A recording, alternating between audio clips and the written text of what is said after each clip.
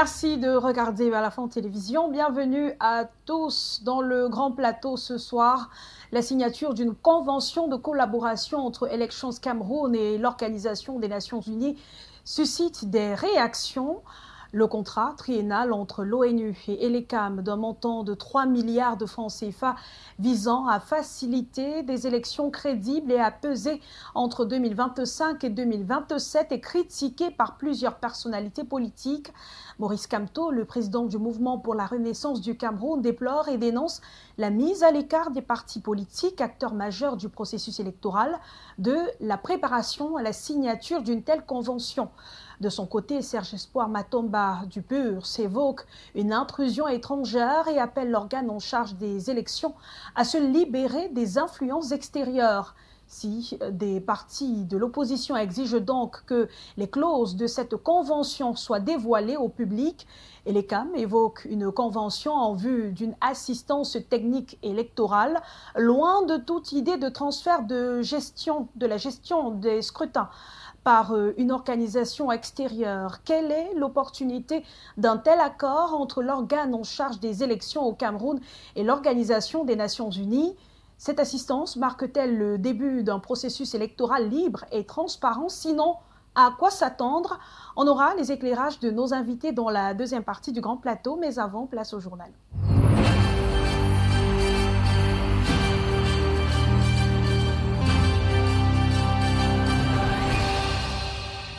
Et cette note triste en ouverture de cette session d'information, au moins 6 personnes ont perdu la vie et plusieurs autres ont été blessées dans un grave accident survenu ce mardi matin sur la nationale numéro 3 à Matombe, au lieu-dit Descente Matombe.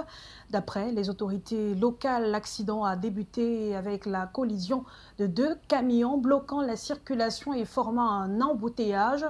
Un autre camion roulant à vive allure en provenance de Yaoundé a ensuite heurté l'arrière d'un bus à l'arrêt, aggravant le bilan. Les témoins pointent du doigt le manque de signalisation sur cette route qui aurait pu prévenir les conducteurs de redoubler de prudence. Fandreni Marquez. It has been a long day for the population of Matombe, a village situated in the Nyongankele division of the Central Region, after witnessing a tragic accident that occurred early Tuesday morning on National Road number 3, precisely at a place called Descente Matombe. Witnesses recount that initially there was an accident involving 2 heavy-duty trucks on the stretch, which blocked the road in both directions, forcing vehicles to queue up. Explaining the circumstances that led to the deadly accident, the divisional office of Matombe, Serge Lavignona, stated that at about 7:30 a.m., while these vehicles were lined up, a truck driving at breakneck speed from Yaoundé failed to halt, thereby hitting an interurban transport bus Villa Voyage, leaving 6 persons dead. Il y a eu un premier accident entre 2 gros porteurs et les véhicules bloquant entièrement la voie dans les 2 sens. Et puis les véhicules sont restés stationnés, alignés d'un seul côté. Et à une certaine heure du début de matinée, autour de 7h30, un camion venant de Yaoundé à vive allure n'a pas pu freiner derrière la file et est monté sur une IAS appartenant à la société Villa Voyage. Sur le coup, là, nous avons eu 5 morts et on nous parle d'un 6e mort sur le chemin de l'hôpital militaire de Yaoundé. Le trafic est bloqué dans les 2 sens. Nous sommes en train de dégager la voie publique. Même actuellement, nous sommes encore sur le terrain. Mais je crois que nous pourrons terminer d'ici quelques temps. Locals and witnesses have blamed the accident on the absence of a signal on the road, indicating that there was a previous accident which would have alerted commuters to be wary. Il y a 6 qui ont été transportés à l'hôpital militaire de Yaoundé, mais jusqu'à présent, nous avons la nouvelle d'un seul mort sur les 6. 5 sont morts sur le coup ici, et avec 5 survivants. Ceux qui sont descendus pour faire pipi quand il y a ça. The accident paralyzed traffic, according to the divisional office of Matombe, who was present on the field to re-establish traffic. As for the injured victims, they were transported to the Yaoundé Military Hospital for medical care. Toujours sur la route, notamment celle de Borne 10, reliant les localités de Boko et Mbanga Pongo, est en mauvais état. Pour abréger leurs souffrances sur cet axe routier, des transporteurs et habitants ont décidé de réparer eux-mêmes le tronçon. Les conducteurs de mototaxi ont initié une collecte d'argent pour financer des travaux visant à boucher les trous sur la route pendant que les riverains ont procédé au curage des caniveaux. L'objectif de cette mobilisation est d'attirer plus de clients et de garder leur quartier propre. Le reportage d'Olivier Fotso et Fondre Marquez. The bumpy nature of the road linking Bonedis, Bokwan, Bangapongol in the Douala 3 subdivision is negatively impacting the inhabitants of these areas while awaiting the construction of the road. Commercial bike riders and truck drivers who ply the road have mobilized themselves to fill the gutters. On est en train d'arranger un peu, comme vous voyez là, comme les motos peuvent au moins se passer, parce que c'est un peu grave avec l'eau et les trous. Les trous sont vraiment profonds. Donc quand on baisse même le bâchement, on ne parvient pas à passer. Donc c'est pour ça qu'on essaye un peu de faire comme ça pour améliorer un peu. To realize this action, funds were generated among the members. Là, nous prenons l'argent. Le camion de terre, c'est 40 000, 50 000. Nous, on s'associe pour arranger, creuser d'autres endroits pour remplir d'autres. Les chauffeurs camions aussi, de temps en temps, nous aident aussi la terre. Ils viennent. Nous, les benskinners, on essaye un peu d'écarter cette terre. Aside from the bike and truck drivers, inhabitants of these areas also engage in cleaning gutters to attract customers and keep the environment tidy. On n'a pas le choix, mon frère. Parce que si on ne le fait pas, l'eau va nous envahir. Tu vois, on est obligé de canaliser et puis envoyer dans les drains. Les drains même qui sont pleins. Les drains même, on devait vider ces drains-là pour que l'eau puisse bien circuler, mais dommage. Road commuters say they can't wait indefinitely while unable to carry out their business activities due to the poor road network. Et pendant qu'ailleurs, on se mobilise pour fluidifier la circulation, l'arrêt des travaux de réhabilitation entamés en mars dernier sur l'axe Omnisport Total Fouda dans la capitale suscite des interrogations. Qu'est-ce qui justifie l'abandon d'un chantier aussi stratégique situé à l'entrée d'un grand stade et emprunté quotidiennement par des milliers d'usagers de la capitale Yaoundé? Entre poussière, nids de poules et embouteillages interminables, les usagers et riverains vivent un véritable calvaire, toujours sans réponse.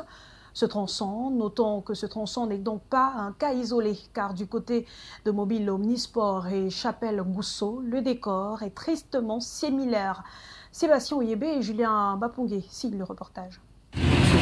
L'espoir suscité par le lancement des travaux de réhabilitation de la route reliant l'Omnisport au carrefour Total Fouda s'est vite transformé en désillusion. Aujourd'hui, le chantier est à l'arrêt, abandonné à mi-parcours. Ça fait pratiquement 2 mois que c'est comme ça. Ils sont venus faire casser les autres et récupérer les gens au bord de la route, faire un semblant qu'ils sont en train de travailler. Il n'y a plus les engins. Vous-même, vous avez vu. Et il y a encore même les engins. Je ne sais pas pourquoi ils sont plus là, mais... Une large portion de la chaussée a été raclée, laissant place à une piste de terre rouge. Sous les roues des véhicules et au rythme du vent, cette poussière s'envole, se dépose sur les murs, s'infiltre dans les maisons et surtout dans les poumons. Longueur de journée, ce n'est pas les gens qui vendent les chaussées qui versent un peu l'eau là. On boit la poussière toute la journée ici comme ça. Là. Ils ne se rendent pas compte contre la population, contre les maladies.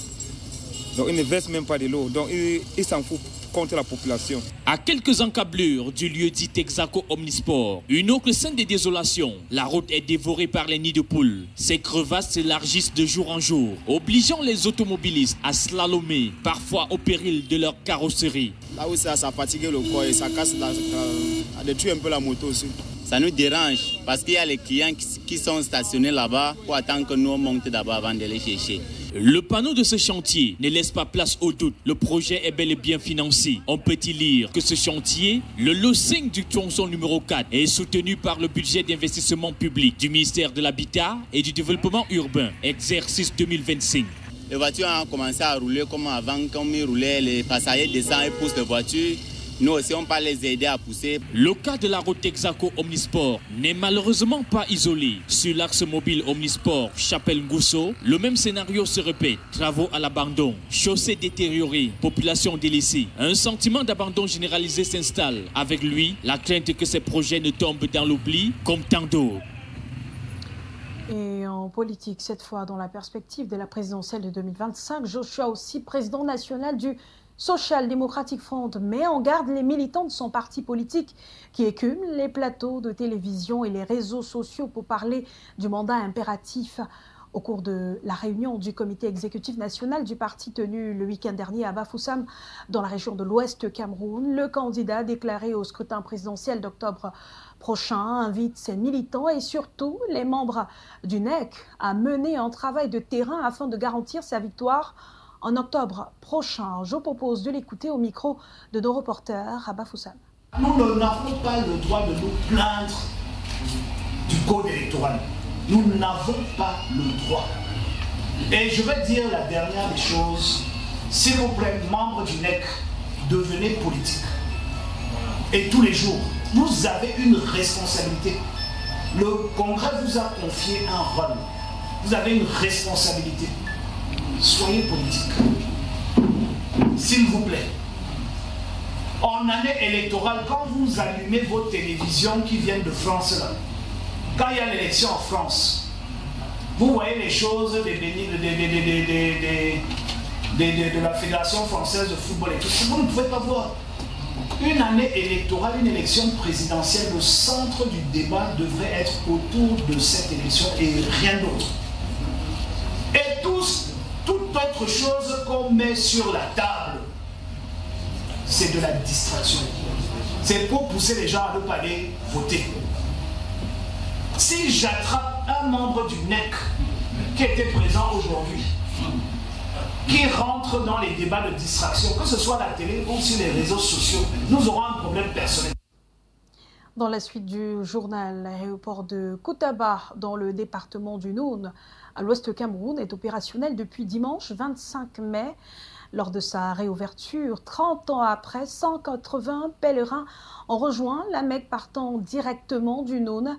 Présents pour vivre ce moment, les familles et proches des pèlerins qui voient en cette réouverture de nouvelles opportunités de développement de la région ont élevé des prières pour le Cameroun. Plus de précisions dans cet élément de Franck Duroc-Tassonquin et Loïc Tegia.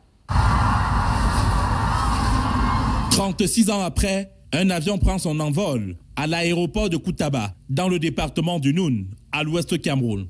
À son bord, des pèlerins à destination de la Mecque. Dans les coulisses de la préparation du vol qui a fait escale à Douala, plusieurs dispositions ont été prises. Nous avons opté depuis hier à faire l'embarquement pour ne pas avoir de retard.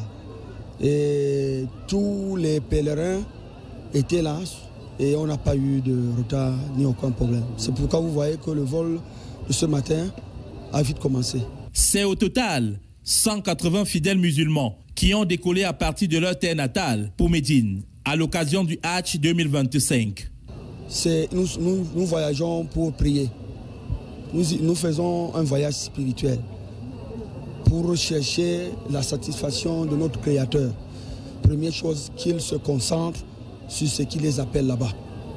Et aussi qu'ils prient pour notre pays, pour la paix dans notre pays. Cet autre aéroport réouvert va contribuer au développement local, a martelé Awa Fonka Augustine, gouverneur de la région de l'Ouest. C'est un jour mémorable et inoubliable pour le fait qu'il y a les pèlerins qui sont en train de partir, mais notamment à partir de l'aéroport de Koutaba, qui n'a pas été utilisé depuis longtemps. Signe de développement. Mais il faut savoir que l'aéroport de Koutaba existe depuis des décennies. C'est seulement la réouverture qui a été possible aujourd'hui. Et grâce à cette activité de départ des pèlerins du département du Noun. Depuis 1989, l'aéroport de Koutaba n'avait plus connu de vol, a-t-on appris. L'initiative a été saluée par les familles des pèlerins.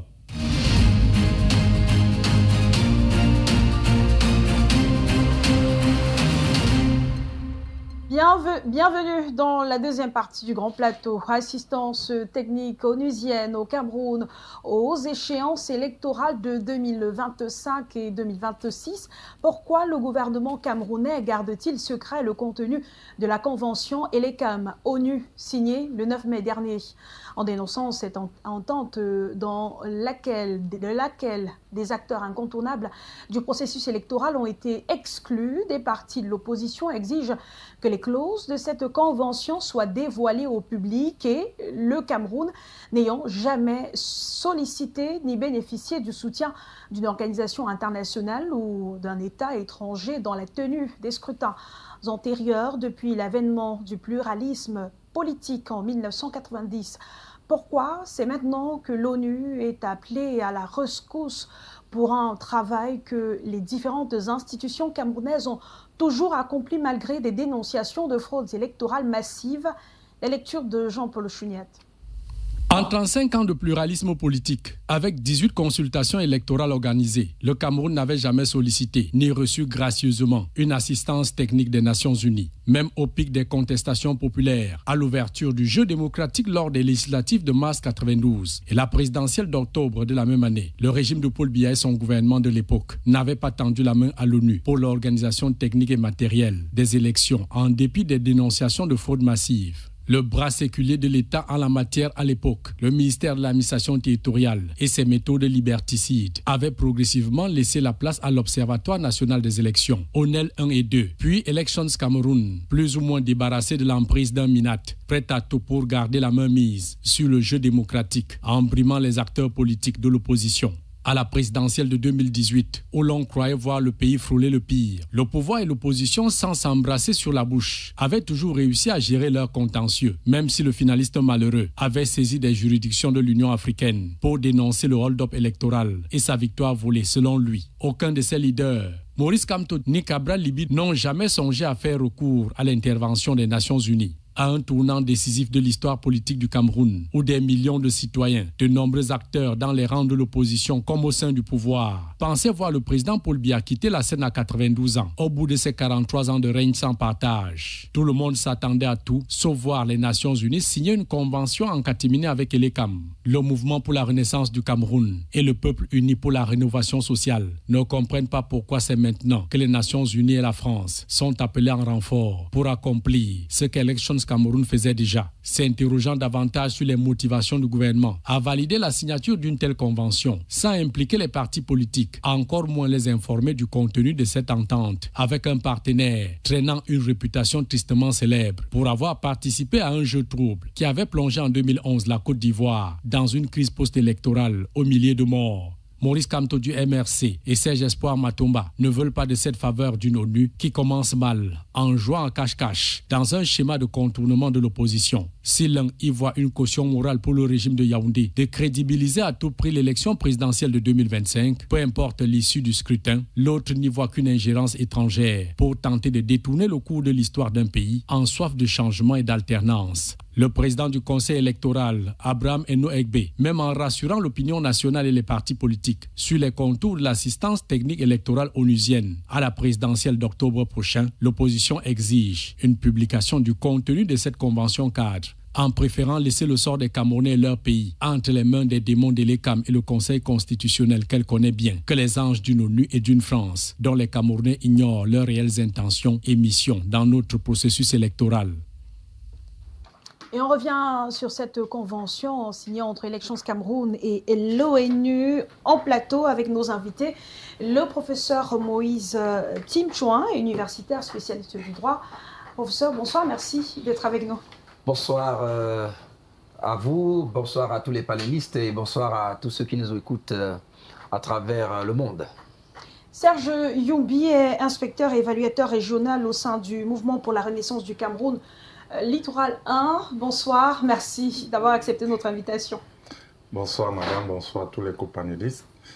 Je vois vous prononcer Littoral 1 avec beaucoup d'hésitation. Littoral 1, c'est un découpage politique. Oui. Voilà, donc c'est propre au MRC.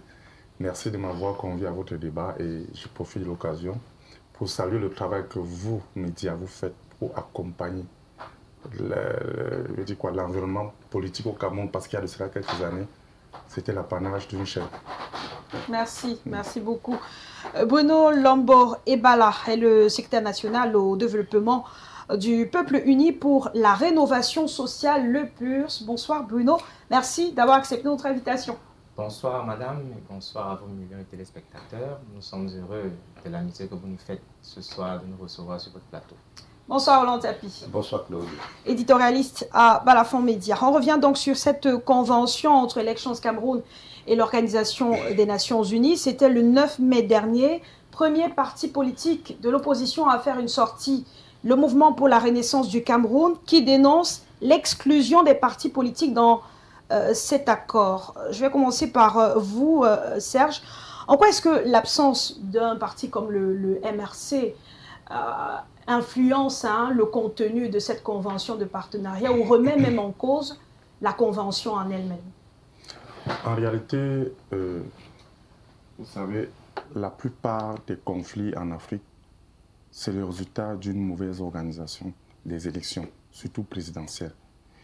Et pour assurer les acteurs politiques, à partir du moment où le gouvernement camerounais accepte l'arrivée de l'ONU dans le processus électoral, il est important que nous, qui sommes des acteurs politiques, soyons au courant des tenants et des aboutissants.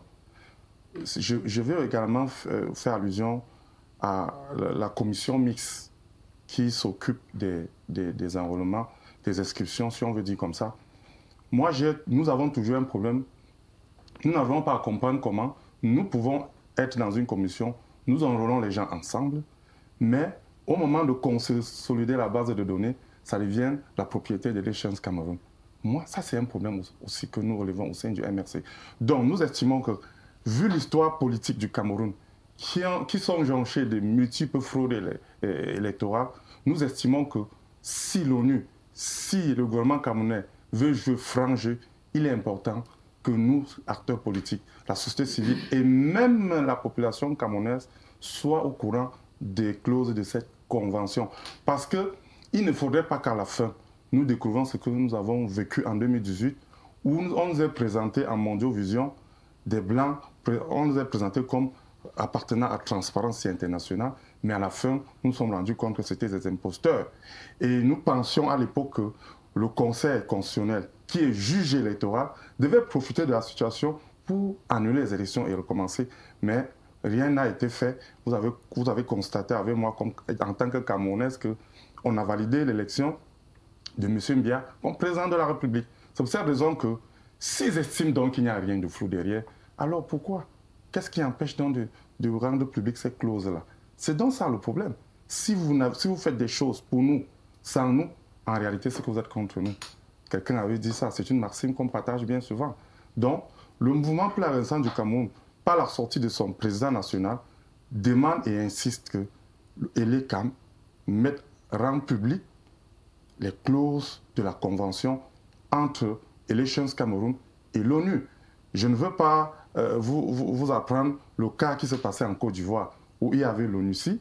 Nous savons très bien le rôle que l'ONUCI a joué pour que la démocratie ivoirienne puisse rentrer peut-être 10 ans en arrière. Donc, c'est de bonne guerre que le mouvement pour la Renaissance du Cameroun demande, avec insistance, et aussi d'autres acteurs politiques, qu'on rende public ces clauses. Justement, vous avez cité le professeur Maurice Kamto qui a dit, qui a dit qu'il aurait souhaité que les partis politiques soient impliqués au début et même au moment de la signature. Qu'est-ce que votre présence aurait changé, vraiment, sur le contenu de la convention ou bien de l'accord? Je vous réponds tout de suite, ça nous aurait rassurés. Dans quel sens? À partir du moment où nous ne savons pas ce qui est dans la boîte à Pandore, en tant qu'acteur politique, étant victime de la fraude électorale de 2018, mais laissez-nous douter. Laissez-nous douter, c'est le droit le plus absolu. Bon, si vous ne voulez pas qu'on doute, rassurez-nous. Montrez-nous les clauses, et à tous les Camerounais, pour dire qu'il n'en est rien. Et curieusement, en 2018, mais le même gouvernement, ou bien Elections Cameroun, n'avait pas sollicité l'appui de l'ONU. Curieusement, ils étaient réfractaires, avec aussi l'Union européenne, ils étaient très réfractaires que l'Union européenne vienne observer les élections en 2018. Mais curieusement, en 2025, on est surpris que l'ONU débarque au Cameroun et veut accompagner le processus électoral. Je ne sais pas ce qu'ils ont peur, je ne sais pas ce qu'ils cachent, je ne sais pas ce qu'il y a derrière le cerveau du gouvernement camerounais. De toutes les façons, on verra ce qui va se cacher derrière. Bruno Lombo, au sein du PURS, on dénonce également la signature de cette convention entre Elections Cameroun, l'organe en charge des élections, et l'ONU. Est-ce que le fait que les partis politiques n'aient volontairement pas été associés à la signature de cette convention cache forcément quelque chose? Est-ce qu'il y aurait une intention de ne déjà pas dévoiler le contenu de cet accord, même si à la suite, c'est vrai que vous n'avez pas été associé à ça, aujourd'hui vous réclamez la publication du contenu de cette convention et ça n'a toujours pas été fait.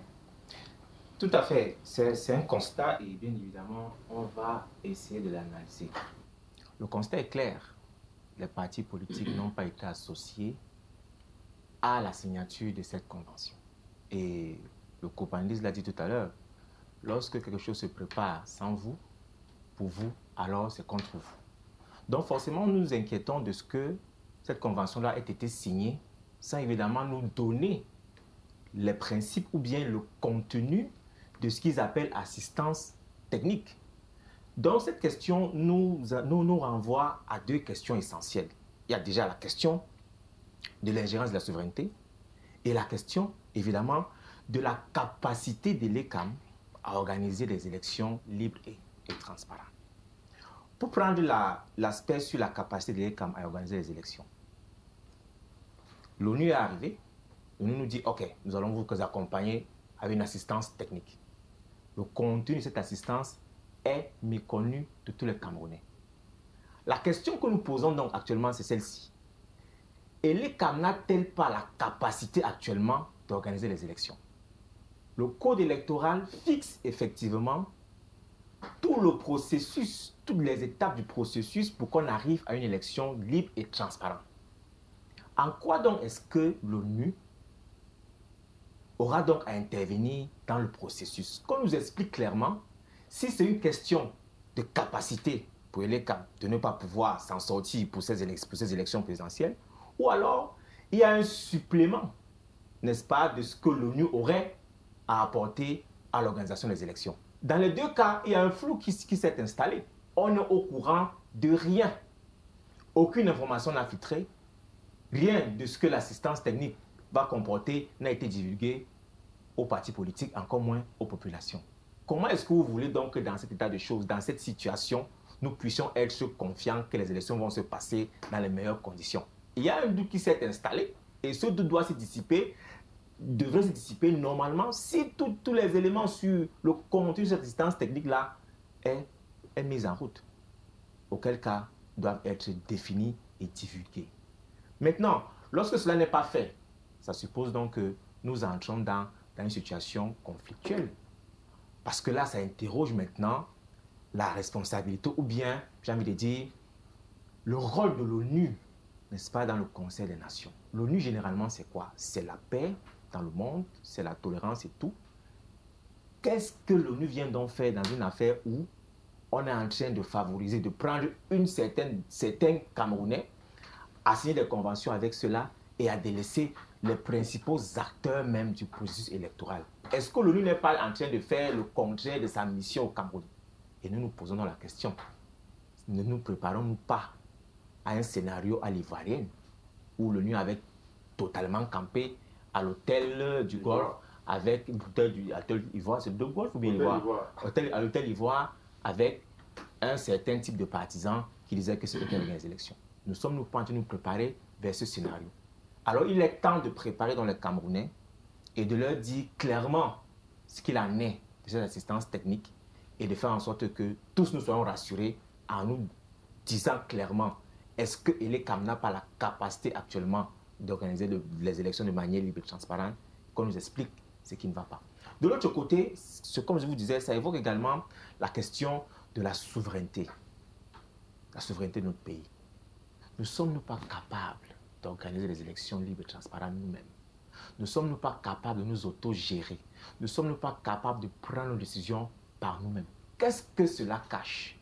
Est-ce que cet état de choses ne cache pas une espèce de vassalisation de notre pays? Parce qu'il faut le dire, ces institutions internationales, parfois, ne sont pas là pour aider l'Afrique à s'émanciper. Tout au contraire. Donc, il y a lieu de s'interroger quant à la motivation de l'ONU de s'immiscer et de s'ingérer dans les affaires internes, surtout en ce qui concerne l'élection présidentielle, parce que nous savons que c'est une élection importante pour notre pays et qu'il faille nécessairement prendre des dispositions pour qu'elle se déroule dans les meilleures conditions. Mais l'ONU ne serait-elle pas là en train de semer les germes des conflits? Là est la question. En tout cas, à la suite des multiples dénonciations, le président du Conseil électoral a produit un communiqué pour justifier cette convention qui vise, selon lui, à faciliter des élections crédibles et à peser entre 2025 et 2027. Dans ça, on met l'élection présidentielle, les élections législatives, municipales et régionales. Mais au-delà du contenu, hein, professeur Tim Chuang, au-delà du contenu de cette convention, il y a même d'abord la convention qui fait problème. Est-ce que Elekam n'a pas la liberté d'accepter, de bénéficier d'un accompagnement ou bien d'une assistance d'une institution étrangère comme l'ONU? Bien, merci beaucoup pour votre question. Au regard du statut de Elekam, sa mission étant de permettre l'organisation d'élections démocratiques dans notre pays, il ne me semble pas que le statut d'Elekam lui interdise de pouvoir solliciter l'accompagnement, n'est-ce pas, de partenaires capables de l'aider à bien réussir sa mission. Et je comprends donc sur le principe, Elekam peut bien bénéficier du concours divers et l'ONU ne sera pas le premier partenaire d'Elekam parce que déjà dans le cadre des inscriptions sur les listes électorales, nous connaissons très bien l'implication des sociétés allemandes Gesicke et Veridos, même si leur rôle est toujours diversement apprécié. Donc, au regard de ce précédent-là, il n'est pas exclu, il n'est pas interdit que l'ECAM puisse s'attacher les services de partenaires, internes comme externes, capables justement de l'accompagner dans l'accomplissement heureux de ses missions. Là où le problème se pose, et je comprends très bien les acteurs politiques qui sont présents sur ce panel, c'est que le processus même d'opération des Nations Unies est un peu mis en doute. Je dois vous dire en passant que j'ai une petite expérience des Nations Unies. La Charte des Nations Unies confère à cette organisation la mission d'assurer, de prévenir et d'assurer la paix à l'échelle mondiale. Mais dans le cadre de son processus d'opération, lorsqu'il y a une initiative qui est envisagée, mêlant notamment divers acteurs, ça veut dire qu'un problème est identifié. Mais pour que le problème soit pleinement identifié, on a besoin de l'implication des acteurs. Le processus de diagnostic, si on veut diagnostiquer un problème, mais vous ne pouvez pas parler d'élection en vous limitant uniquement à l'ECAM. Parce que lorsqu'on observe bien le contexte camerounais, la plupart des griefs qui sont élevés par les acteurs politiques, c'est contre l'ECAM. Donc, l'ONU ne peut donc pas nous dire qu'elle a agi dans une optique d'efficacité en excluant ceux qui sont capables de lui permettre d'appréhender les axes sur lesquels l'ONU va intervenir. Et donc, dans les processus opérationnels de l'ONU, généralement, avant d'arriver à la signature de la Convention, il est important d'opérer un diagnostic. Et ce diagnostic est généralement participatif. Donc, on organise les consultations, soit individuelles, ou alors, lorsqu'on ne peut pas le faire, on organise des focus groups. C'est-à-dire que... focus group, je ne sais plus quelle est la traduction en anglais. On peut organiser des ateliers où on invite les acteurs politiques en petits groupes. Si on ne peut pas les consulter individuellement. Cela permet de recueillir les préoccupations, les griefs qu'ils présentent par rapport au système électoral, afin de permettre à l'ONU de savoir quels sont les axes qu'elle doit adresser dans le cadre de son partenariat. Ce qui semble n'avoir pas été le cas. Donc c'est ça le problème. Et donc ce processus-là, n'ayant pas été mis en œuvre, mais le minimum actuel que l'ONU devrait faire, c'est de mettre au moins à la disposition de ces acteurs politiques la convention qui a été signée. Mais qui doit mettre à la disposition justement des acteurs politiques la convention? C'est l'ONU ou c'est Elections Cameroun? Les deux. Parce qu'en fait, la convention, il faut le dire en passant, la convention ne pouvait pas être signée entre l'ONU et les partis politiques. Parce que le partenaire de l'ONU dans ce processus-là, c'est l'État du Cameroun, représenté par l'ECAM. Donc, même si les partis ont été exclus en amont, dans le cadre de l'élaboration du diagnostic, au moins les partis ont intérêt à connaître le contenu. Parce que l'ONU s'impliquant dans le processus électoral, mais doit être l'un des débiteurs des prestations qui sont attendues de l'ELECAM. Parce que l'ONU s'engage auprès de l'ELECAM pour l'aider à mieux accomplir sa mission. Personnellement, a priori, je ne vois pas l'implication de l'ONU d'un mauvais œil. Pour moi, je veux créditer l'ONU d'un préjugé favorable. Parce que jusqu'ici, nous avons observé un gouvernement autiste, un ELECAM, une ELECAM complètement désinvolte, qui n'accorde aucune considération aux protestations des partis politiques. Donc pour moi, au regard des missions de l'ONU et de son implication dans le processus électoral, je considère que l'ONU offre ici un autre levier par lequel les partis politiques pourraient mieux se faire entendre. Mais en attendant, il faut déjà que les partis aient connaissance des préoccupations qu'ils peuvent soumettre à l'ONU. Et cela passe par la découverte du contenu de la Convention. Donc, faute de ce contenu, on met les partis politiques dans une impasse. Puisque quelles sont les prestations que les partis politiques sont susceptibles pour lesquelles les partis politiques peuvent solliciter l'implication de l'ONU? On ne le sait pas. Actuellement, il se pose un problème, par exemple, de l'application de la liste électorale nationale. Alors, déjà, les partenaires allemands n'ont pas permis de lever cette préoccupation. Et pourtant, nous savons qu'au plan technique, l'élaboration de cette liste, c'est la responsabilité des partenaires allemands. Puis c'est eux qui tiennent les kits. C'est eux qui tiennent l'ingénierie informatique. Et à partir du moment où on a des listes communales déjà disponibles, l'opération de fusion qui permet de dégager la liste électorale, c'est une simple opération d'un clic. Et puis on ne peut pas comprendre que l'ELECAM puisse se prévaloir d'un bug, mais qui dure éternellement. Justement, l'ELECAM, depuis un certain moment, se plaint de beaucoup de dysfonctionnements entre les appareils qui ne sont pas suffisants pour enrôler les Camerounais dans certaines localités, entre ceux qui existent, qui bug effectivement.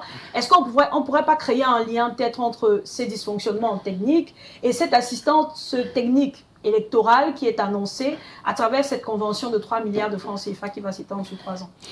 En tout cas, je peux comprendre que au plan des bureaux de l'ELECAM, les machines étant d'une génération très passée, qu'il y a un bug local. Mais la préoccupation, le problème que je pose maintenant, c'est par rapport à la liste nationale, la liste électorale nationale. Alors, en quoi est-ce que les bugs de l'ELECAM sont-ils plus sérieux que les bugs que les établissements financiers peuvent subir? Oui. Facebook, qui est une machine à l'échelle mondiale, lorsque Facebook subit un bug, on n'a pas besoin de 24 heures pour le résoudre. Ouais. Alors, vous pensez donc que le bug de l'ELECAM soit plus sérieux que les bugs que les banques qui gèrent nos revenus? Quand il y a un bug dans une banque, on a besoin de 24 heures au maximum pour le résoudre. Alors, quel est donc le problème de l'ELECAM? Il y a une mauvaise foi quelque part, et en raison de cette mauvaise foi, je pense que les partis politiques devraient créditer l'implication de l'ONU d'un préjugé favorable jusqu'à ce que sa mauvaise foi soit pleinement établie. Donc, première exigence, la communication du contenu de la convention. Parce que c'est une convention qui implique, d'une manière ou d'une autre, les acteurs politiques. C'est eux qui ont des préoccupations à résoudre.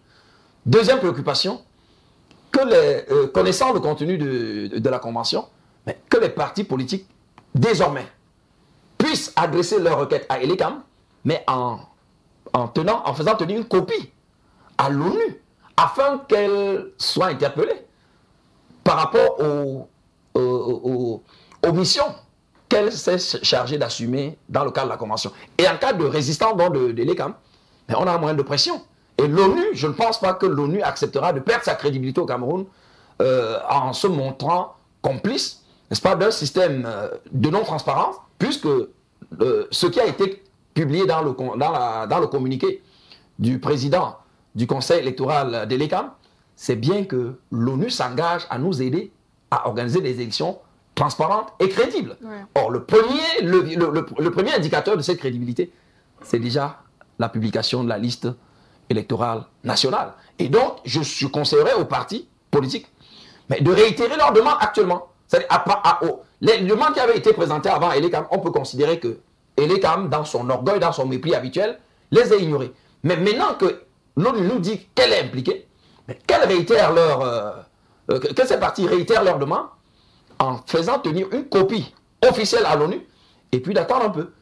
Si l'ONU, après un délai raisonnable, ne peut pas donner une solution satisfaisante, montrant par là le rôle positif qu'elle joue dans l'amélioration du processus électoral camerounais, alors elle donnera l'occasion d'élever d'un cran les suspicions qui sont actuellement déjà soulevées par les partis politiques. Et vous faites bien, professeur Timtian, de revenir sur le contexte de cette signature de convention.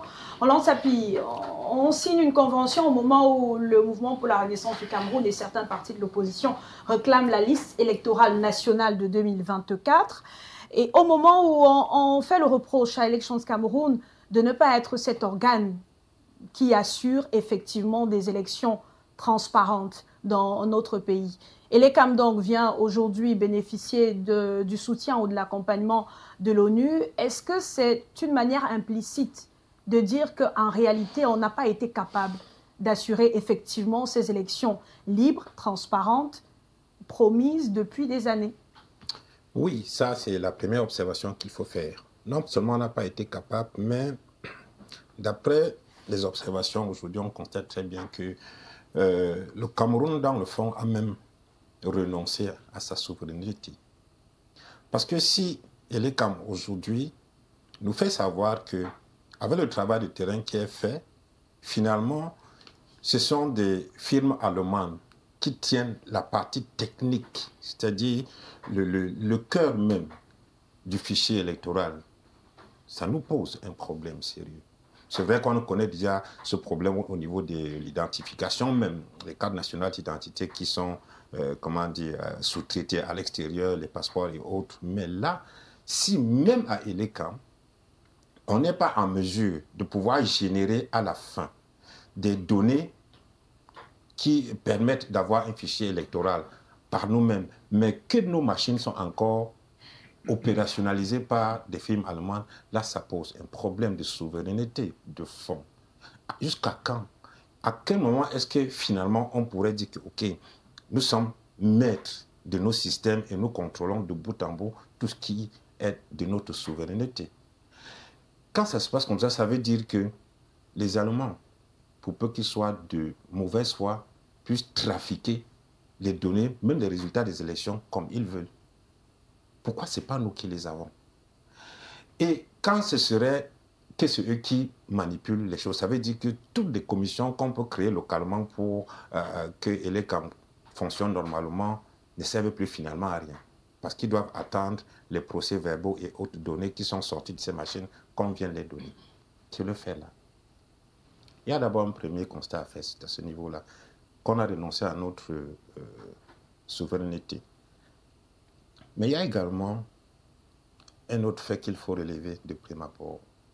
L'ONU, dont la mission première est de garantir la paix, en anticipant sur tous les facteurs conflictuels et en s'assurant que là où il y a déjà les conflits, qu'ils trouvent des raisons d'apaisement, cette ONU-là elle-même vient créer une situation conflictuelle en entretenant le flou sur un minimum. Pourtant, toutes les organisations rattachées à l'ONU, FMI, Banque mondiale et tout cela, quand ils viennent ici en mission, font des missions de contrôle et tout, le lendemain, quand ils sont partis, il y a déjà le rapport de cette mission sur les sites internet. Je veux dire que le système des Nations Unies est l'un des systèmes qui communique le plus facilement avec beaucoup d'aisance. La moindre des choses aurait été que, une fois la convention signée avec Elecam, que le lendemain, ou trop tard, qu'on trouve ça, cette convention, sur le site internet de l'ONU. Pourquoi est-ce que ça ne s'y trouve pas? Pourquoi est-ce que l'ONU s'obstine à ne pas communiquer alors que généralement les communications c'est quelque chose de facile justement pour garantir leur propre transparence? Vous ne pouvez pas venir signer une convention qu'on nous présente par après parce que le directeur Elecam nous présente la convention comme étant une possibilité ou bien les moyens par lesquels on va pouvoir obtenir des élections transparentes et tout. Mais justement la transparence commence par la mise à disposition de tout le monde du document initial. Elecam ne peut pas penser qu'il veut apporter de la transparence en faisant de l'omerta sur le flou sur le document qu'il est venu signer. Qu'est-ce qu'il y a là-dedans? Et c'est d'autant plus inquiétant que si la partie technique de la gestion des élections est déjà contrôlée par des étrangers, Ça veut dire qu'il y a beaucoup de choses que nous ne maîtrisons pas. Et quand on nous dit que l'ONU vient aujourd'hui apporter une assistance technique, vous comprenez très bien qu'il ne s'agit pas de venir, comment dire, observer, ils ne sont pas les observateurs. Ça veut dire qu'ils apportent une assistance technique. À quel moment exactement? Nous sommes à maximum 3 semaines de la convocation du corps électoral. Ça veut dire que les inscriptions vont s'arrêter. Or, les inscriptions électorales, justement, c'est la phase où Elekam a le plus peiné ici dehors. N'arrivait même pas à donner les récépissés après inscription, soit disant que les machines ne fonctionnent pas très bien. C'est à ce moment-là, justement, qu'on aurait souhaité avoir cet appui technique. Il s'agit d'apporter une technicité que nous n'avons pas jusqu'ici, que Elekam n'a pas, qui lui a pas permis par le passé d'organiser des élections crédibles, comme ils le disent même. Ou d'enrôler le maximum de personnes. Maintenant qu'on vient, peut-être qu'on dit là-dedans qu'il y a aussi en perspective les élections locales de 2026 et tout. Mais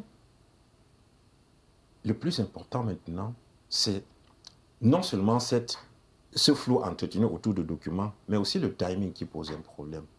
Pourquoi est-ce que c'est justement à l'approche de l'élection présidentielle qu'ils arrivent pour faire cela? Il y a eu en 2020 l'élection locale.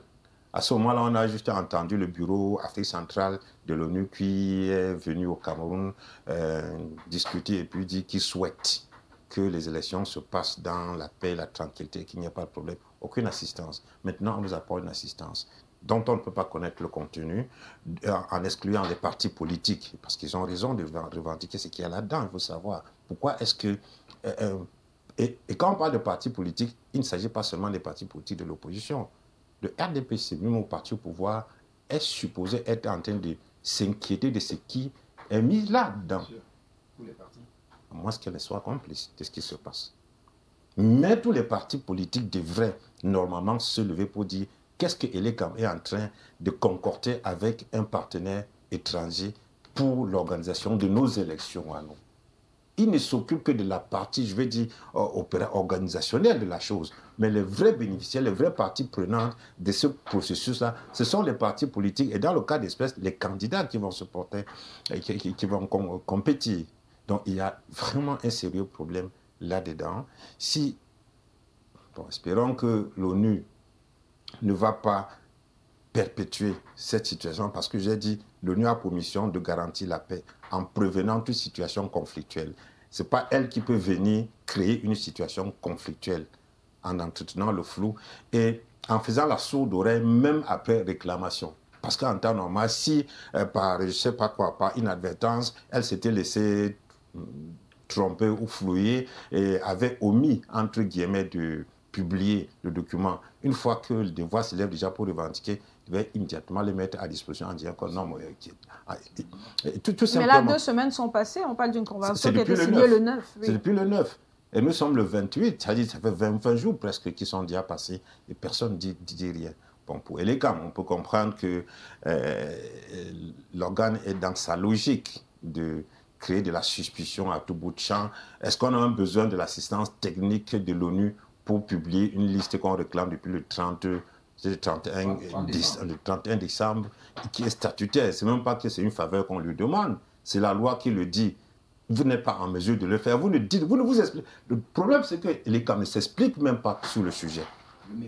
Peut-être il faut mobiliser les équipes, il faut mettre à jour les machines, ainsi de suite. Et puis, notons que des responsables, justement, en notant qu'en rapport avec cette convention, des responsables d'Elections Cameroun sont en séminaire à Ebolova. C'est pourquoi on ne les a pas sur le plateau. Parce qu'effectivement, il faut qu'on leur explique le contenu de la convention. C'est juste pour se distribuer encore quelques argents de perdre. Ça a toujours été comme ça. Une convention qu'on signe et puis immédiatement on est en train de... Pourquoi on pas déjà faire le séminaire sur une convention que les partis politiques sont en train de réclamer et que vous ne leur donnez pas?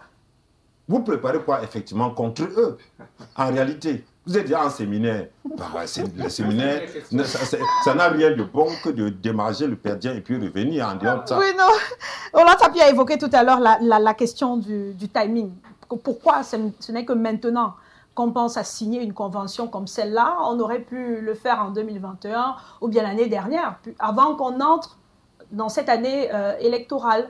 Mais est-ce que le contexte ne peut pas justifier aussi le choix de ce timing? On est dans un contexte où tous les partis politiques de l'opposition, hein, plus ou moins, veulent renverser le RDPC, veulent prendre le pouvoir. Et ce qui fait un peu craindre certaines personnes qui redoutent un climat de tension d'ici là, avec les discours de haine et autres qui ont le vent en poupe en ce moment. Oui, au-delà du contexte même, il faut peut-être parler des enjeux. Les enjeux sont énormes après une élection présidentielle ou bien pendant une élection présidentielle. Quels sont ces enjeux? Il s'agit effectivement pour le peuple camerounais de pouvoir choisir sa destinée, de pouvoir choisir ce pourquoi elle voudrait pour sa vision, de pouvoir également exprimer son droit le plus élémentaire qui est celui du droit de vote. Mais on se rend compte que avec les manigances qui sont en train d'être faites actuellement, et là on revient sur le timing, pourquoi est-ce que c'est juste maintenant que l'Organisation des Nations Unies choisit, n'est-ce pas, de venir signer une convention avec l'État du Cameroun? Plus grave encore, la convention stipule que ça va aller jusqu'en 2027. Oui. Autrement dit, ça englobe l'élection présidentielle, les élections législatives et municipales et les élections sénatoriales et peut-être les élections régionales. Parce que c'est une période de 2 ans quand même. Donc nous assistons là à une affaire où l'ONU sera dans notre mécanisme, dans notre processus électoral, de manière, c'est-à-dire que de bout en bout, dans tout le processus. Et c'est une assistance technique. Autrement dit, l'ONU devient acteur, pas observateur du processus électoral. L'ONU devient carrément acteur de notre processus. Ça interroge donc la question de la souveraineté. Avons-nous déjà laissé, n'est-ce pas, le pays entre les mains des étrangers? Si tant est que la liste électorale est gérée par une firme allemande, si tant est que les élections seront assistées par l'ONU, avons-nous une once de fierté quand nous disons ce genre de choses à la télévision?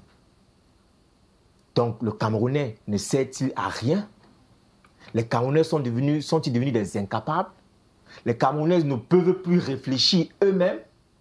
Ça veut dire que notre destin est en train d'être décidé par d'autres. Et ça pose la question de la souveraineté. Où allons-nous avec notre pays? Où allons-nous avec nos enfants? Nous sommes dans un carcan et il faudrait exceptionnellement et de manière rapide que nous en sortions. Mais nous allons nous en sortir comment? Lorsque les institutions internationales sont en train de cautionner quelque chose qui porte les germes des conflits. Nous nous préparons déjà à une guerre. Parce que ce qui est en train de se passer nous ramène dans une situation où la suspicion et le doute vont régner durant tout le processus électoral. Vous imaginez une situation où le doute et la suspicion règnent. Ça veut dire qu'on ne pourra même plus dire un mot sans éveiller les tensions. On ne pourra plus dire quelque chose, on ne pourra plus faire quelque chose. Et en plus, lorsque l'ONU arrive et ne s'assoit qu'avec l'État du Cameroun, que deviennent donc les partis politiques en ce moment? N'avons-nous pas notre mot à dire en tant qu'acteur principal dans le processus électoral? Les Camerounais ne peuvent-ils pas s'exprimer par rapport à cela? Les séminaires qui sont organisés entre ELECAM et ELECAM, qu'est-ce qui va en sortir? Est-ce qu'ils sont allés étudier le contenu de l'assistance technique? Auquel cas, pourquoi les acteurs principaux ne sont-ils pas conviés? Justement, on parle d'assistance technique. Que viendraient faire les partis politiques dans des affaires techniques de machines, si c'est effectivement de ça qu'il s'agit? Non, madame, c'est très grave.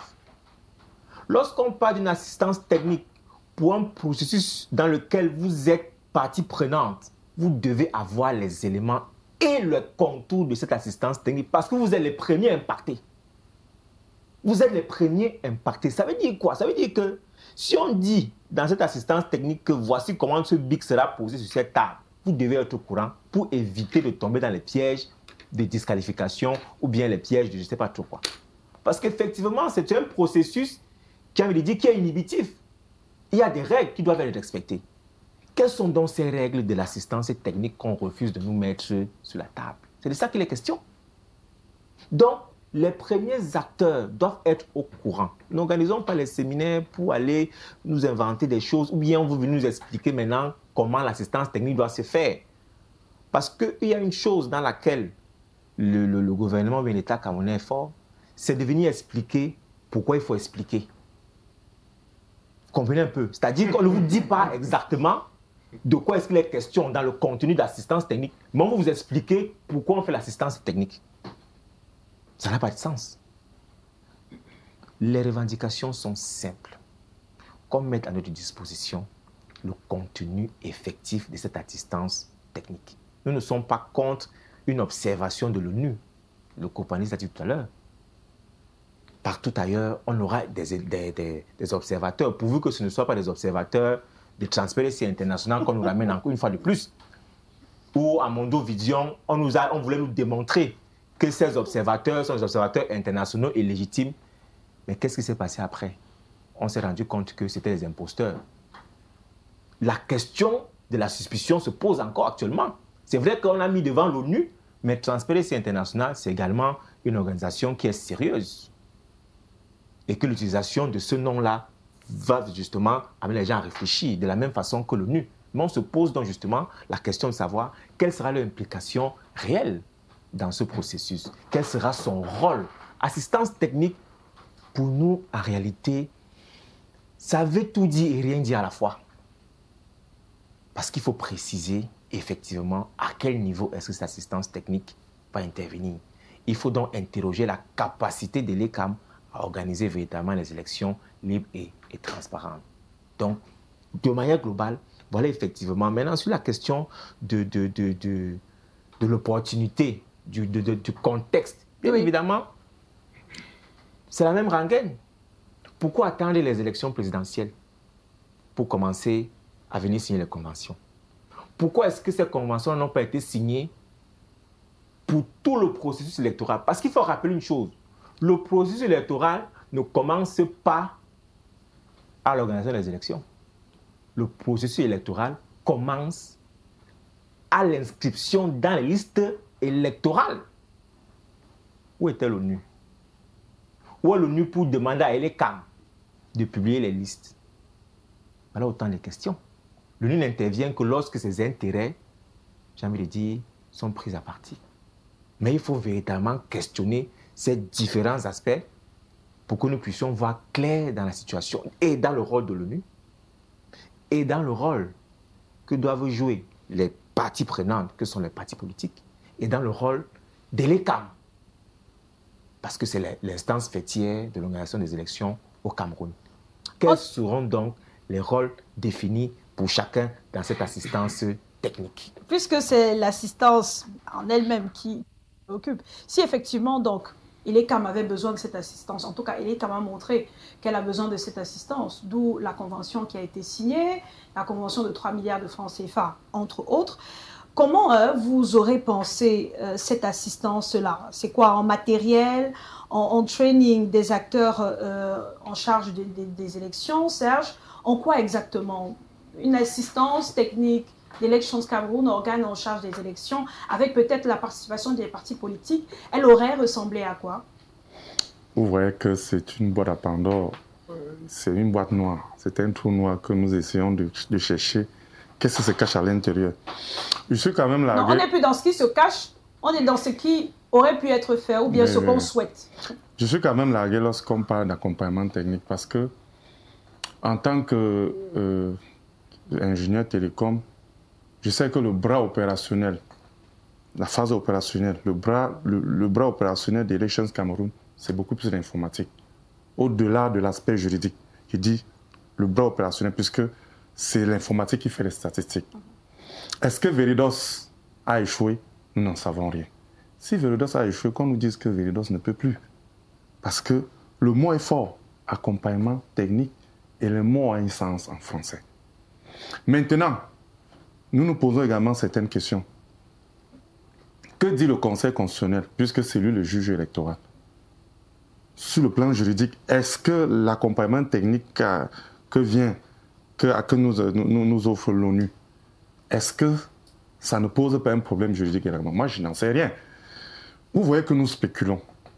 Or, dans un pays où on veut la paix, on veut rassurer tout le monde, on n'a pas besoin de faire ce genre de choses. Parce que, je vais vous faire remarquer quelque chose. En 2018, lorsqu'on a présenté les observateurs, officiellement, c'était dit qu'ils appartenaient à Transparency. Hein.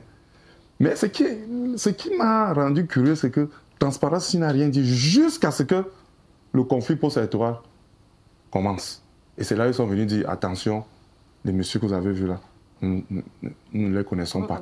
Or, depuis le départ qu'on a publié, qu'on a rendu public la liste de ces personnes, Transparency International n'a rien dit.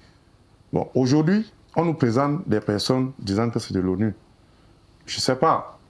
Si l'ONU n'a rien dit, on suppose que c'est l'ONU. Bon, nous ne voudrions plus que demain, on vient nous dire, l'ONU vient nous faire un communiqué pour dire, attention, ces messieurs que vous avez vus, vraiment, nous ne les connaissons ni d'Adam, ni d'Ève.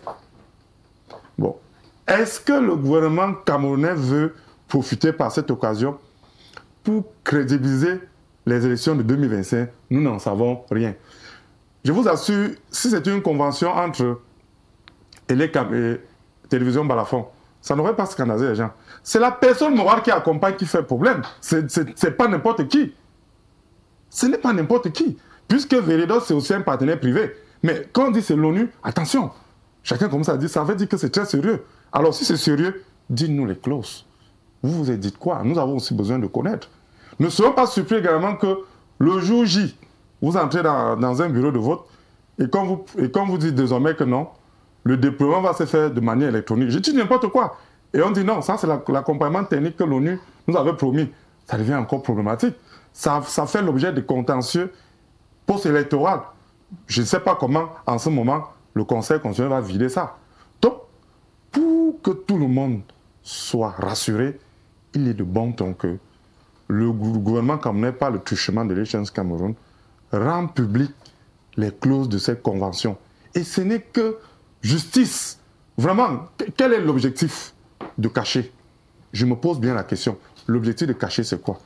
Puisque nous finirons par savoir, peut-être pendant la phase électorale, mais quel est l'objectif de cacher maintenant? Et pourquoi c'est à moins quelques semaines de la convocation du corps électoral que, subitement, l'ONU apparaît comme, je sais pas, comme un grain de cheveux dans la soupe? Donc, nous constatons qu'il y a de l'embuscade à l'intérieur. Parce que quand vous êtes honnête, vous n'avez pas besoin de faire des tacles arrière. Moi, je considère ça comme des tacles arrière. C'est-à-dire qu'ils veulent faire tout pour continuer à pérenniser leur pouvoir. Et il faut que les gens comprennent une chose. Je parle du RDPC. Puisque mais ce n'est pas le RDPC qui... Bon, c'est la convention entre Elections Cameroun et... Oui, ça c'est en théorie, ça c'est le principe. Mais nous savons que le RDPC est au courant. Il ne faut pas aller... Il ne faut pas avoir bac plus 1000 pour savoir que le RDPC est au courant de cette convention. Bon. Et moi, je me suis toujours dit que je ne sais pas pourquoi ces partis politiques, vraiment, j'aurais souhaité qu'ils soient sur ce plateau. Ils ont encore le logiciel des colons de 1950. Parce que une fois que le colon est parti, il y a des pays de l'Afrique de l'Ouest qui ont compris que non, il faut qu'on redéfinisse un nouveau départ. On revoit encore comment on peut organiser notre pays. Mais chez nous, ils ont encore ce logiciel où on a l'habitude de vous dire que nous sommes en politique. C'est-à-dire que si je peux te tordre le cou, tant pis pour toi. Ils ont encore ce logiciel-là. Or, ça fait à ce que le Cameroun reste à la traîne. Parce qu'aujourd'hui, le gouvernement camerounais est comme votre équipe nationale. Si vous avez un gouvernement qui n'est pas efficace, sur le plan international, on va le broyer. C'est-à-dire que l'environnement économique, diplomatique, international est brutal. Or, nous constatons que depuis quelques décennies, le Cameroun vit sur perfusion. C'est-à-dire que nous ne produisons pas suffisamment d'argent, mais nous sommes obligés d'emprunter pour payer les salaires. Tandis que d'autres ont déjà dépassé ça. Ça fait que le Cameroun de plus en plus doit s'enfoncer. Et quand le Cameroun s'enfonce, conclusion, il y a crise sociale. Les élections, vous avez vu que depuis que l'Elections Cameroun a été créée en 2012, c'est cette année, 2025, que nous avons atteint un pic d'inscription. Quand je parle de nous, je parle des acteurs politiques qui mobilisent tous les jours pour faire inscrire ou pour faire enrôler les gens. Mais on n'a pas les chiffres exacts, officiels. Vous demandez la liste électorale nationale, mais comment vous dites qu'on a atteint le pic? quand nous regardons sur le terrain, nous constatons que cette année, même les femmes... Mais il y a souvent une différence entre l'engouement du terrain, la mobilisation du terrain. Exactement, ça c'est un autre débat. Moi, je parle des réalités du terrain. Parce que je vois les images derrière vous là. C'est la première fois que je vois des Camerounais s'aligner pendant des heures. Seulement que le problème que vous posez se retrouve à l'article 80 du Code électoral, la publication de la liste nationale. Je n'arrive pas comment les gens n'arrivent pas à publier une liste nationale qui ne coûte même... En tant qu'informaticien, ça ne coûte rien, je vous assure. C'est-à-dire, on vous met ça sur une clé USB et on vous donne ça et c'est bon. Ils ont dit qu'ils ne pouvaient pas, ils n'ont pas d'espace pour afficher ça dans un carrefour. Mais c'était la fuite en avant. Ils savent pertinemment qu'on peut vous donner ça, puisque ce n'est même pas lourd. Ce n'est même pas lourd. Donc, moi, je sors en disant ceci. J'ai fait un constat clair. Le gouvernement camerounais a un problème avec l'informatique. Je commence par les fameux PC qu'ils avaient donnés avant les élections 2018, où on demandait aux étudiants de garder le produit de leur recherche dans le cloud. Le cloud, c'est quoi? PBHIV. Exactement. C'est-à-dire on a distribué les ordinateurs aux étudiants, c'est-à-dire les gens qui sont à la phase de la recherche. Mais vous savez ce qu'on fait? On les demande de garder le fruit de leur recherche dans le cloud. Le cloud, c'est quoi? C'est une mémoire qui est hébergée chez quelqu'un. Et la personne est friande de la technologie. C'est-à-dire, vous gardez votre os chez moi alors que je suis le chien. Moi, c'est moi qui ai la clé de la porte. Donc, c'est une bêtise. Alors qu'on pouvait créer une mémoire pour savoir qu'est-ce que les étudiants ont trouvé comme recherche et développer le Cameroun. Et ces machines qui n'ont pas... Deuxième des choses, je finis par là, madame. Vous voyez la liste nationale, on parle de l'article 80, les gens disent qu'ils ne peuvent pas publier parce que la base de données a fait ceci, fait cela. Attendez, si votre site a un problème, moi, il y a souvent je dis que le site internet, c'est comme une plaque que vous mettez en route pour affichage. Mais votre base de données ne souffre de rien. Si votre base de données ne souffre de rien, ok, si un voisin a cassé la plaque, rétablissez la plaque et publiez-nous la liste là. Sans problème. C'est ce que je voulais dire. Donc, tous les arguments qu'ils avancent. Et la publication de la liste électorale nationale reste attendue. En tout cas, ici sur le plateau, on a évoqué le risque que, professeur Chinchuan, que le risque que les événements de Côte d'Ivoire de 2010 ne se produisent au Cameroun parce que, évidemment, en Côte d'Ivoire, cette année-là, il y a eu une crise post-électorale qui a entraîné des milliers de morts et de blessés. Quand on regarde, vraiment, parce que là-bas aussi, l'organe en charge des élections a bénéficié de l'accompagnement ou de l'assistance, si on peut l'appeler ainsi, de l'ONU. Quand on regarde les deux contextes, camerounais et ivoirien, est-ce qu'il y a des similitudes, des points qui pourraient peut-être plus ou moins montrer qu'on se rapproche de là ou pas? Je serais un peu plus réservé quant à cette affirmation-là, sur l'assimilation de la situation ivoirienne avec celle du Cameroun. Il faut bien comprendre qu'en Côte d'Ivoire, la crise a précédé l'implication de l'ONUCI. C'est-à-dire qu'il y avait déjà une crise qui était née et qui avait suscité l'implication de l'ONU. Ce n'est pas le cas au Cameroun. Alors, donc, ça veut dire que le cas de la convention camerounaise c'est une situation qui est préparée. Et de mon entendement, j'estime que le projet de cette convention est né à la sortie des élections, notamment de 2018. Et c'est pourquoi vous avez posé la question du timing. Mais on ne comprend pas que de 2018, que l'ONU ait attendu si longtemps pour ne venir qu'à la veille de l'élection de 2025. Même si c'était un programme triennal. Mais l'ONU aurait pu être un peu plus efficace en intervenant un peu plus tôt, peut-être depuis l'année 2023 ou 2024, pour accompagner en 2024, 2025 et sortir en 2026 où l'essentiel des élections seront faites. Parce que l'élection qui cristallise le plus de tension, c'est bien l'élection présidentielle. Et c'est au lendemain de l'élection présidentielle que les griefs ont été élevés, aussi bien par l'ELECAM que par les partis politiques. Donc on comprend, la question du timing interroge. La question de ce timing-là interroge.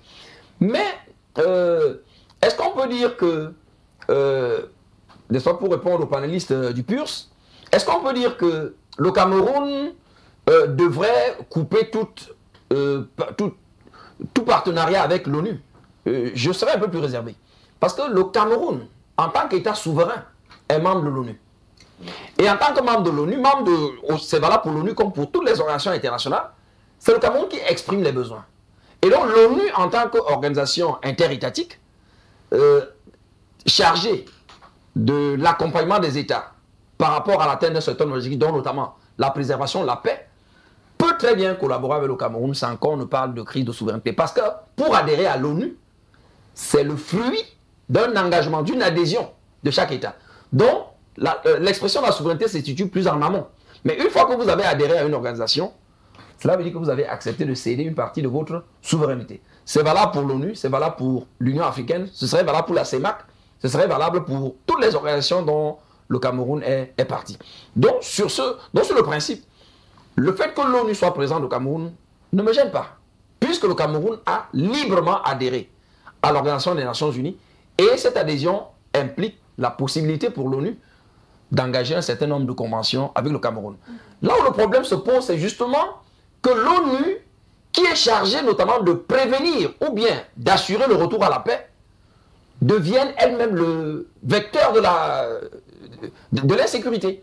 Parce que l'ONU, la manière dont l'ONU s'imbrique dans notre processus électoral, questionne.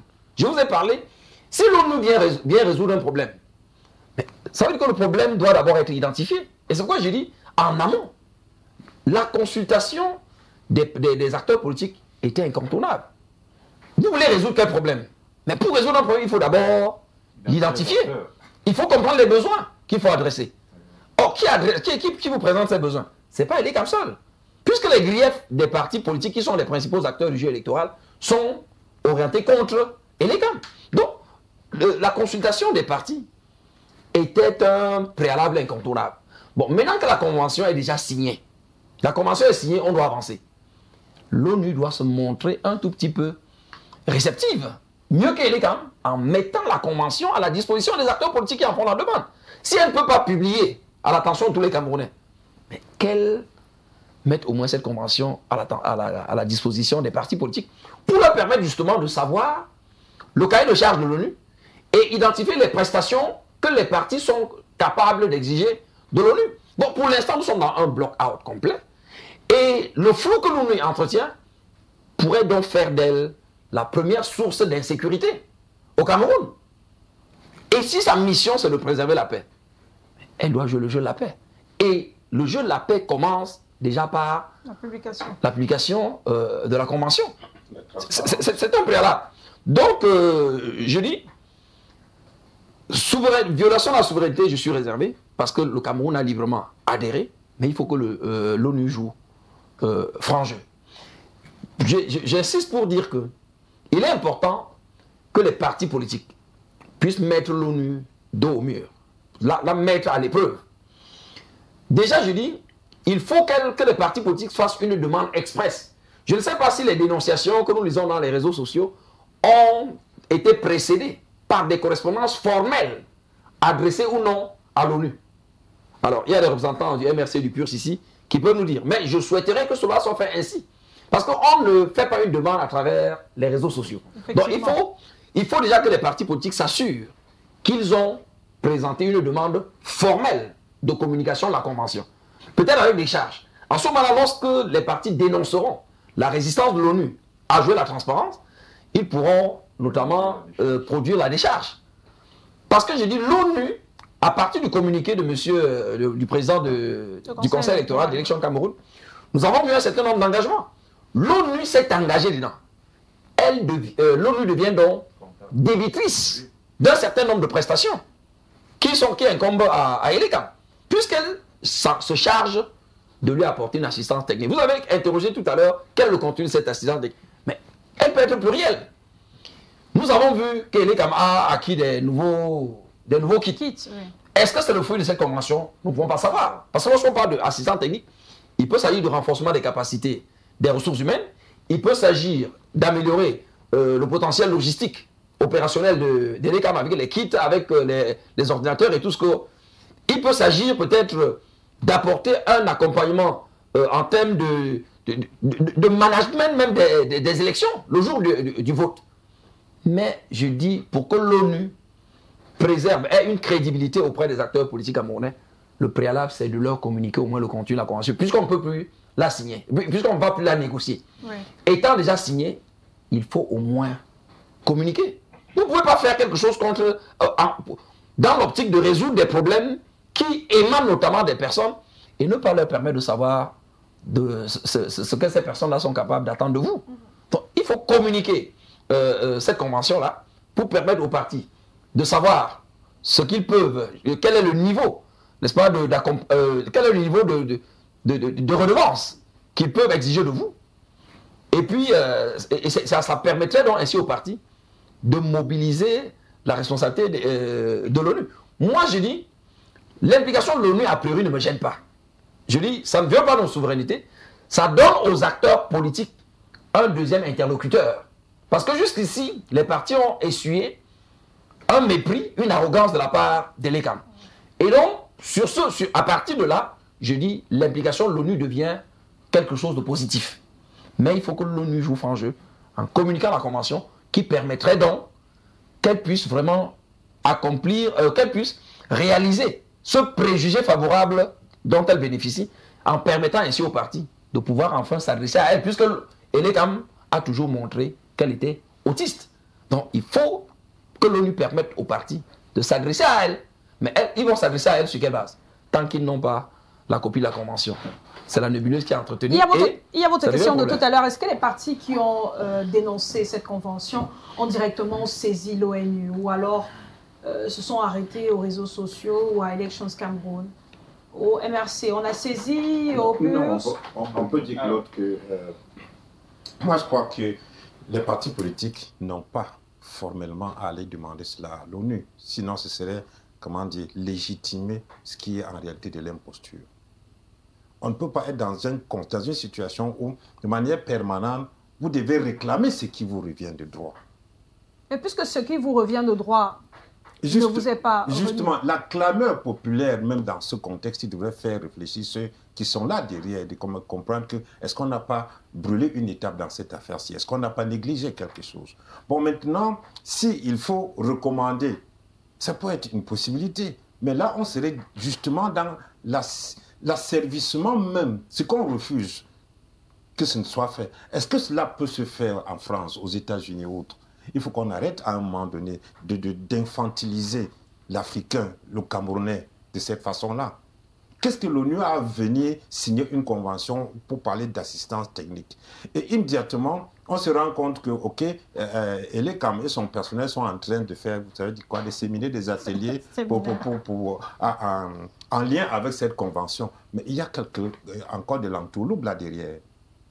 Est-ce que l'ONU a apporté un kit de matériel pour lequel on est en train de former les agents de l'ECAM à l'utilisation, pour qu'on soit déjà en séminaire? Le professeur disait tantôt que l'ECAM a acquis un certain nombre de matériel. Est-ce que c'est cette convention? Non, ça ne peut pas être a posteriori. Je veux dire, on ne peut pas avoir le matériel, signer la convention après. Il y aurait un problème. Donc, une chose est sûre. Les kits ont été acquis avant. Avant la signature de la convention. Une chose est sûre. Donc, si c'est depuis le 9 que la convention a été signée, ça suppose qu'il va falloir un temps, si on est trop rapide, peut-être une semaine ou deux, pour que, comment dire, que ce soit l'argent ou bien le matériel qui est lié à la convention. Qu'on voit le fruit de la convention. Encore que là, je ne suis pas sûr que c'est de là, on évalue cela à 3 milliards de francs CFA. Je suis sûr que ce n'est pas de l'argent en espèces qu'on va venir donner à l'ECAM. Non du tout. On va sûrement apporter un ordinateur qui peut-être sur le marché coûte 200 francs. On vous dit que l'ordinateur là, il coûte 42 000 francs. Et ça rentre dans la convention. En passant, les 3 milliards de francs là, c'est une dette, c'est un don, c'est un... C'est quoi? C'est une aumône. C'est la convention qui va justement les réponses et qui va rembourser. Pourquoi il est extrêmement important qu'on sache ce qu'il y a là-dedans. On peut être comme ça, quand on est venu, dire que bon, ok, vous signez ça, après on va... désormais, le palais de Toudila va être en location et on va payer chez nous pour la compenser. C'est ça où on parle de la souveraineté qui est mise en danger là-dedans. Donc il faut qu'on fasse extrêmement attention.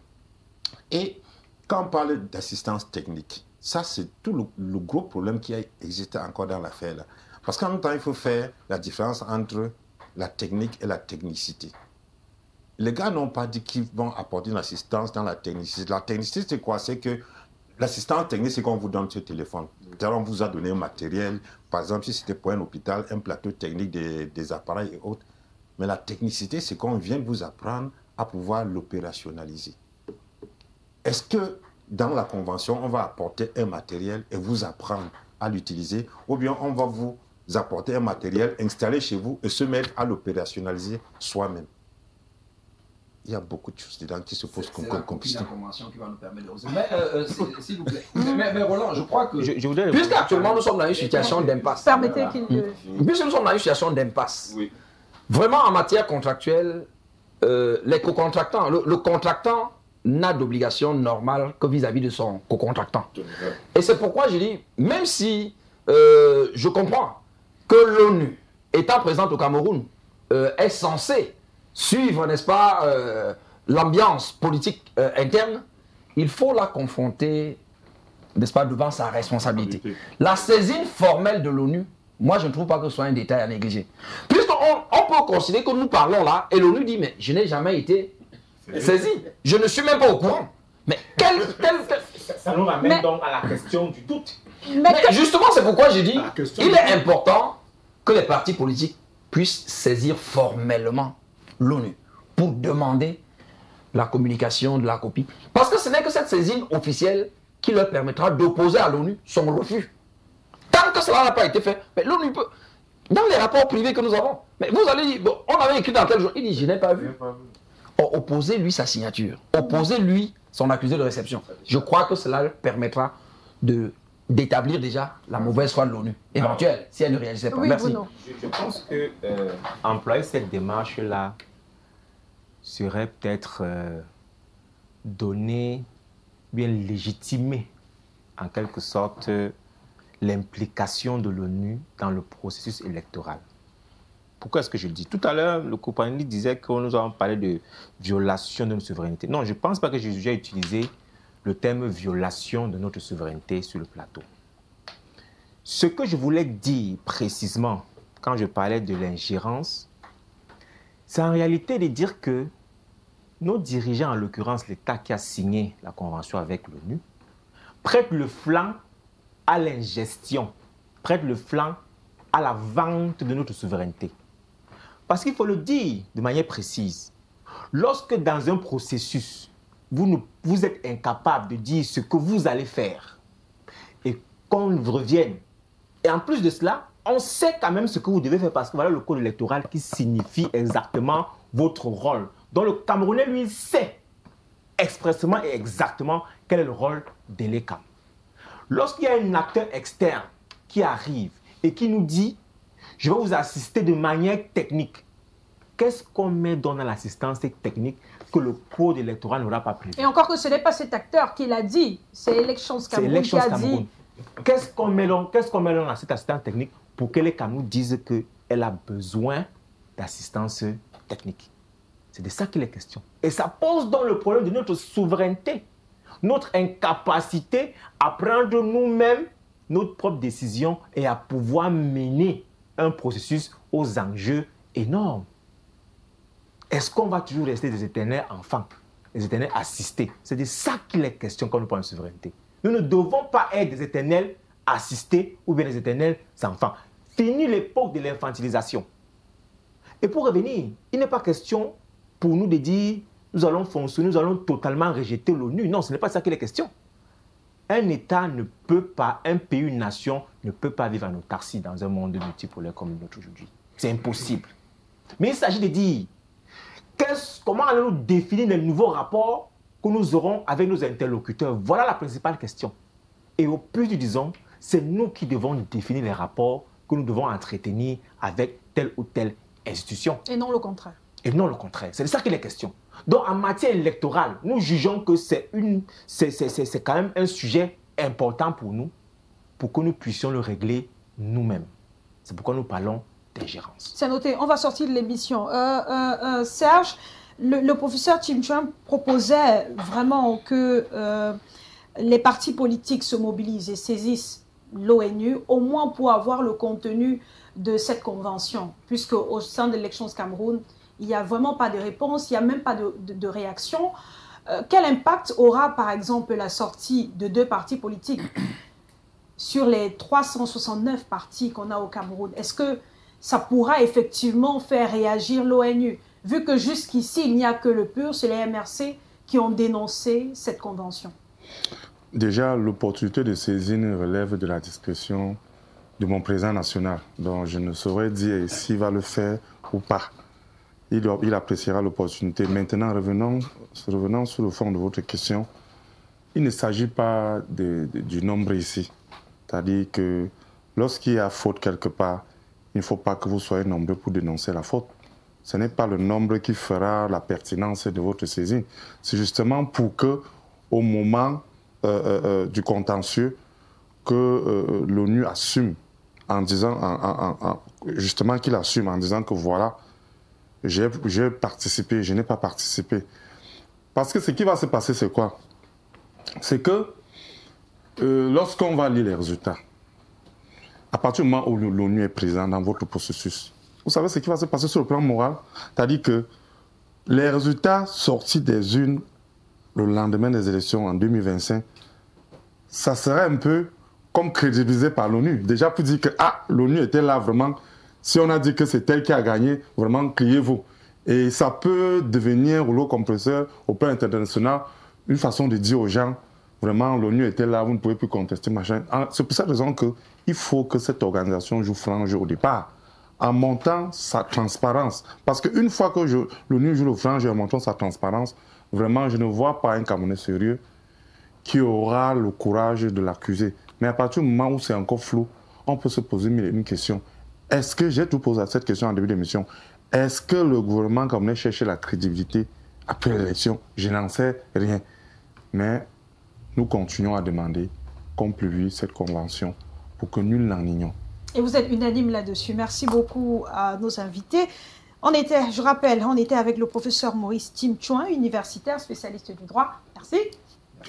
Merci également à Bruno Lombo Ibala, secrétaire national au développement du PURS. C'est nous qui vous disons merci. À très vite.